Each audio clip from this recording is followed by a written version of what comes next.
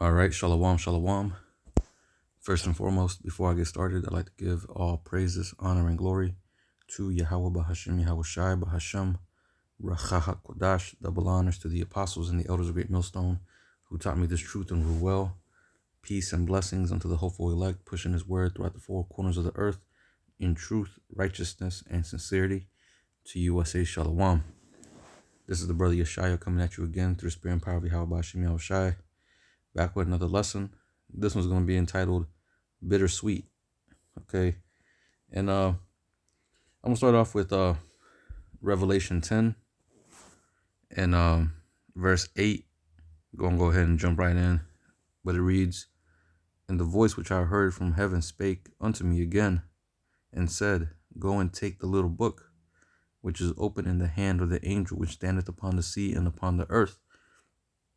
Right, so that little book is talking about the scriptures, right?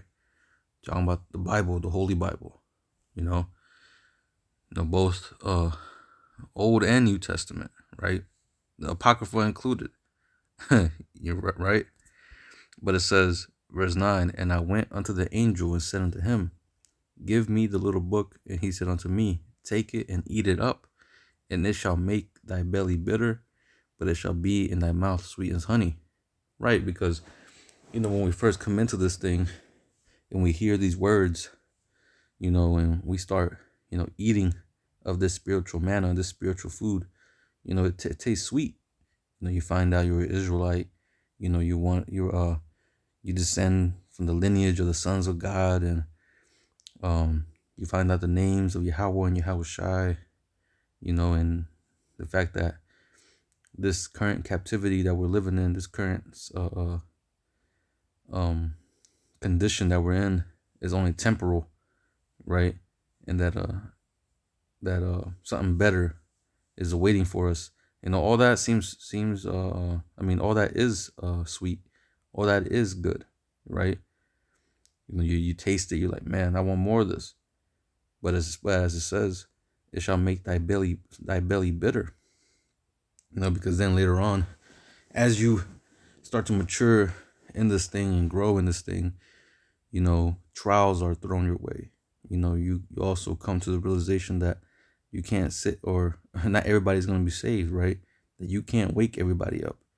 That only the elect are the ones that's going to make it, and that you might have family members and loved ones, friends, right, who ain't part of the elect, that are part of 2/3, and, even other things, as far as the walk that we walk and the path that we have to take, we understand it is a straight gate, right? Meaning a path of difficulty, right? You can read about that in Matthew 7, also in 2nd Ezra 7, right? It goes into that straight gate, so it's a narrow path that we got to walk. It's a tightrope where both sides, either side, left or right, is full of death, right? So one mishap, one little slip, that could be it. That could be your end. So things become bitter. Obstacles are thrown your way, certain temptations, a lot of things, get make this path, hard. But at the end of the day, we understand that this is all worth it. When you read in I believe it's Romans. Let me get that real quick. Romans, the 8th chapter. In the 18th verse, it says, "For I reckon that the sufferings of this present time are not worthy to be compared with the glory which shall be revealed in us." You see? So the sufferings that we're going through now, the certain trials, the tribulations that brothers is going through, that's all part of that straight gate, right? But it's all, part of that walk, part of the path to ultimately purify you, and make you better, right? Because let me get real quick. Let's go to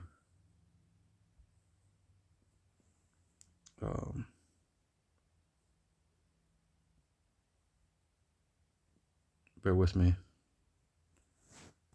trying to see where it's at. Oh yeah, Ecclesiastes.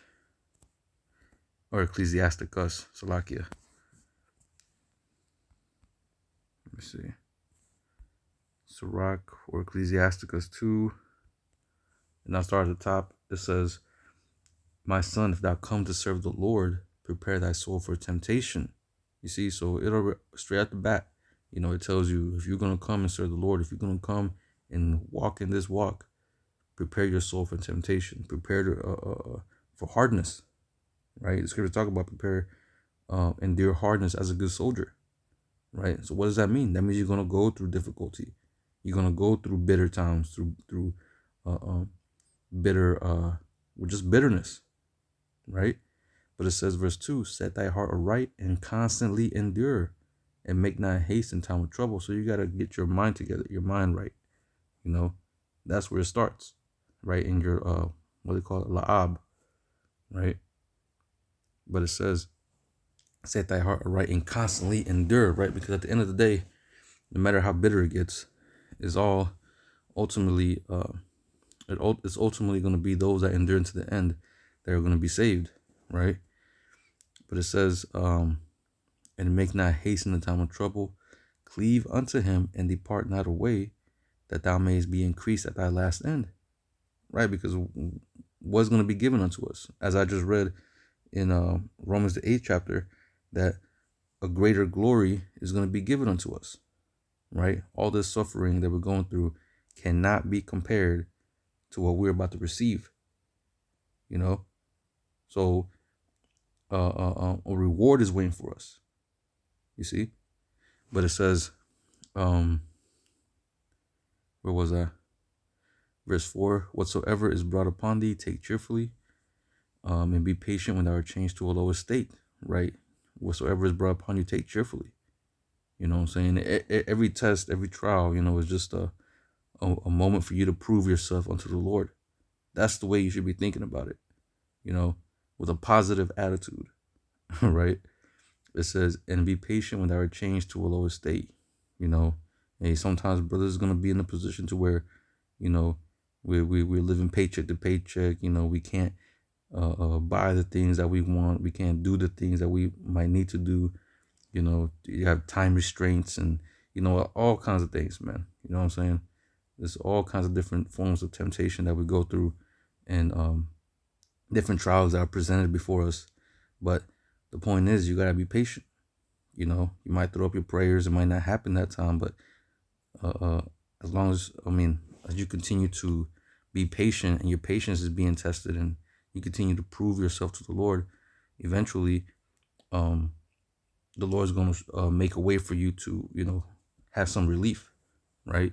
And at the end of the day, we ain't expecting a reward here on earth. We're expecting that reward to come ultimately when Yahweh returns, right?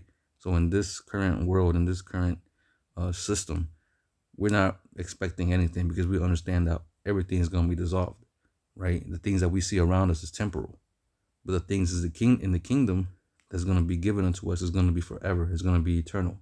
So that's where our reward lies, right? The scripture says, where your heart is, or where your treasure is, there will your heart be also, right? So our mind has to be focused on the prize, right? The end goal, the kingdom of heaven. But anyway, going to verse 5, it says, for gold is tried in the fire, and acceptable men in the furnace of adversity, right? So as gold is tried in the fire, right? When you put gold in the fire or in the crucible, what you do is you try to take out all the impurities out of it.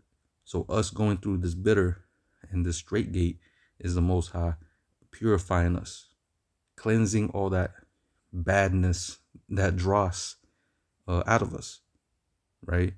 Because it says, and acceptable men in the furnace of adversity. In order for us to be made acceptable before the eyes of the Lord, we're going to have to go through that bitter. We're going to have to go through adversity. You see? So this truth, is sweet, but it's also bitter, right? And that's all part of the balance of the Lord as well, right? You can get that in Proverbs 11. Let me get that. Proverbs 11 and verse 1, right? A false balance is an abomination to the Lord, but a just weight is his delight, right? So he's going to give you, the good as well as the bad. There's a saying in the world, right? You got to take the good with the bad, right? And that's how we do. You got to roll with the punches, as they say. But let me see. Let me get hold on, did I finish? Yeah, I gotta go back to Revelation 10. So reading the back, Revelation 10 and 9. And I went unto the angel and said unto him, Give me the little book. And he said unto me, Take it and eat it up, and it shall make thy belly bitter, but it shall be in thy mouth sweet as honey. And I took the little book out of the angel's hand and ate it up, and it was in my mouth sweet as honey. And as soon as I had eaten it, my belly was bitter. And he said unto me, Thou must prophesy again before many peoples and nations and tongues and kings. Right, so going to the topic of reincarnation. So, we, those of us, that are in this ministry, you can pretty much say that we were in this ministry even back then. The prophets always come back in their lots, right? So if we were a prophet back in the past time, hey, we're going to be a prophet in this day too, right? And that means us, and that requires us to go through the straight gate. That requires us to eat this roll, you know what I'm saying, and fully digest it, fully take it all in, eat the whole roll, right? Not partially, not, only the sweet. No, you got to eat, you got to eat the sweet with the bitter, right? In the same way in how you teach, right? You gotta give the sweet with the bitter as well, right? That's why I entitled it Bittersweet, because not a lot of people can take in the bitter. When you go to these Christians or these Catholics, all they want to hear is the good, the sweet, right? Scriptures talk about how our people like to hear smooth things. Let me get this. Isaiah 30 and verse 9, it says that this is a rebellious people, lying children that will not hear the law of the Lord Yahweh, which say to the seers, See not, and to the prophets, Prophesy not unto us right things, speak unto us smooth things, prophesy deceits. So Jake, all they want to hear is the smooth things, the sweet. God is all love, do as thou wilt, come as thou art, and all these different, precepts of men, right? But the scriptures are contrary. The scriptures require you to change, put off the former things, conform yourself to the mindset of the Lord, right? So it requires you to change, in a sense, But people in the world, they want to be in the world. They want to stay how they are, right? So to them, this bitterness is intolerable, right? It's to where they can't do it. They can't. How should I put it? Pretty much is a path that they're not willing to go down. They're not willing to put themselves in a position of difficulty for a greater good, right? At the end of the day. But let me see. I want to get another precept. It's in the book of Sirach, the 11th chapter, or the 4th chapter, I should say. Sirach, the 4th chapter, and verse 11. It says, Wisdom exalteth her children, and layeth hold of them that seek her. He that loveth her loveth life, and they that seek her early shall be filled with joy. Right? Because once you come to the understanding of the truth and the true wisdom, right, which is contained within these scriptures, you start to see things differently. You start to desire peace. You start to desire pretty much the things that that's opposite to this world, right? Everything in this world promotes nigger culture, promotes death, promotes chaos, promotes lawlessness, right? But this truth provides order, security, safety, peace, all that, right? But as it says, verse 13, he that holdeth her fast shall inherit glory, and right, glory. He that holdeth her fast shall inherit glory. That's talking about primarily the kingdom of heaven, right? It says, and wheresoever she entereth, the Lord will bless. That's right. They that serve her shall minister to the Holy One. That's right, man. If you're attaining wisdom and talking about this wisdom, the truth of the Holy Scriptures, it says, they that serve her shall minister to the Holy One, right? Meaning you're gonna be a minister of Yahweh Ba'Shem Yahushua. It says, and them that love her, the Lord doth love. Meaning the Most High is gonna bring you close to Him, right? But as it says, whosoever giveth ear unto her shall judge the nations. Man. So this is what you're gonna get. This is what's gonna be rewarded unto you by attaining unto wisdom, by cleaving unto wisdom, right? But as it says, whoso giveth ear unto her shall judge the nations, and he that attendeth unto her shall dwell securely. If a man commit herself unto her, he shall inherit her, and his generation shall hold her in possession. It says, for at the first she will walk with him by crooked ways, and bring fear and dread upon him, and torment him with her discipline, until she may trust his soul and try him by her laws. Right? So in the beginning, like I said, it starts off sweet. You know what I'm saying? You start to, fall in love with wisdom and this is and that. But then, you start getting to the straight, she starts testing you, making sure your integrity is there, pretty much making sure that you're right, you're coming correct. Because the scripture says, to try a friend, right? Well, the Most High also has to try his friends, or Yahushua has to try his friends, right? And by abiding through the straight gate, that means you're gonna have to go through multiple obstacles, right? Multiple temptations, multiple things to try you to make sure that you're right, that you're the right one for wisdom to cleave unto, right? But as it says, verse 18, then will she return the straight way unto him and comfort him and show him her secrets.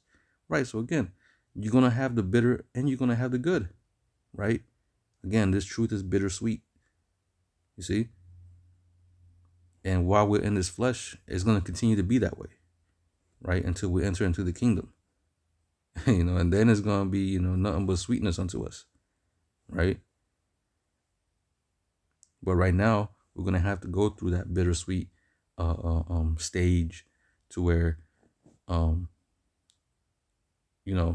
we have moments of, damn, this might be a little too much. Like, damn, like, I'm slipping and this isn't that. And it's just like a constant battle.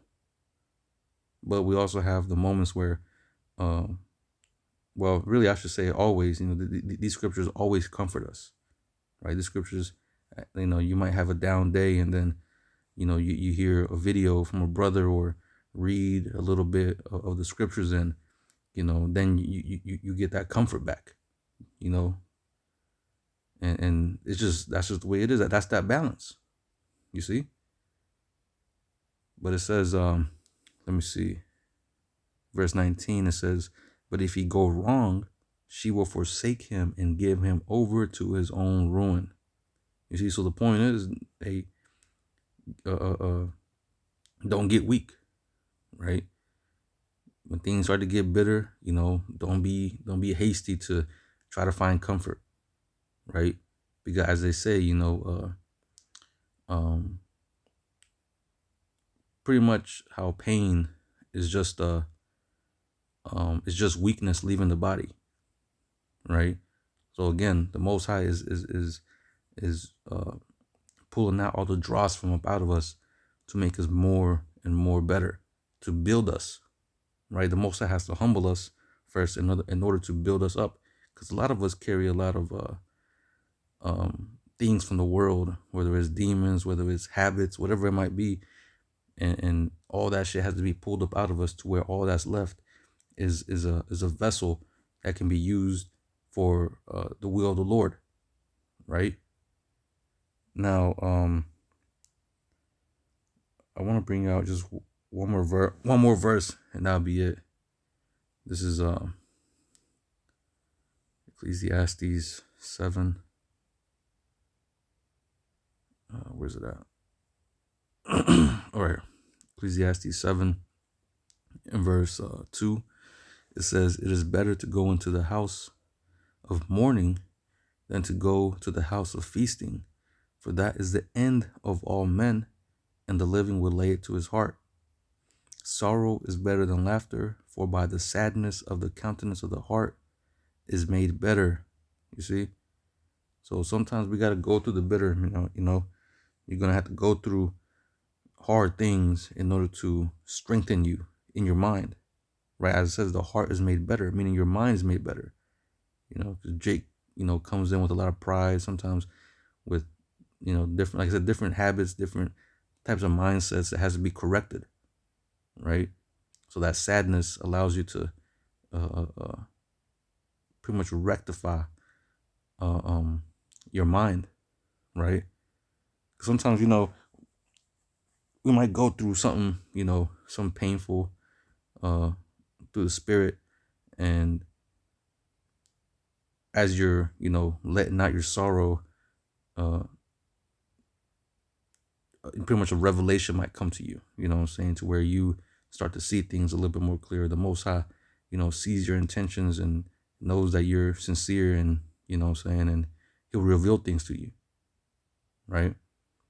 But as it says, verse 4, "The heart of the wise is in the house of mourning, but the heart of fools is in the house of mirth." Right. So if you just like Jake in the world, just focusing on just mirth, focusing on just partying and having a good time, in that YOLO spirit, it's a lot of people die going down that path, right? But us, even though to the world it might seem like we're missing out, us refraining from from this world and some of these evil that's out here, we're ultimately like I said, making ourselves pure before the eyes of the Lord. We're keeping our garment spotless, right? And like I said, even though it might seem to the world that we're missing out, that we're pretty much hermits, what I'm saying, under a rock, and we don't live the life, we don't live life to the fullest and all this and that. Well, it doesn't matter, because at the end of the day, this place has nothing for us, right? This place is corrupt. Micah 2:10, right? It says, "Arise ye and depart, for this is not your rest." So this is not our rest, man. This is not our time to get comfortable and find a position to where we can say we made it, But this is a time for us to get ourselves right before the Lord, right? Because a great destruction is coming, and if you ain't ready, man, you're gonna miss out on, the greatest opportunity of a lifetime, which is being delivered and receiving those new bodies, and being in a position, in where we're gonna be able to rule over the nations and conquer. And man, it's just gonna be like I read in Romans 8, right? How the reward that's coming, or the glory that's coming, cannot be compared to the sorrow or the bitterness that we go through in this life. You see? But yeah, that was pretty much it. I pray the lesson was edifying. I'm gonna go ahead and close it out by giving all praises, honor, and glory to Yahweh Bahashim, Yahweh Shai Bahashim, Racha HaKodash. Double honors to the apostles and the elders of Great Millstone, who taught me this truth and rule well. Peace and blessings unto the hopeful elect, pushing his word throughout the four corners of the earth in truth, righteousness, and sincerity. Until the next time, I'm going to say Shalom. Kwam Mashallah.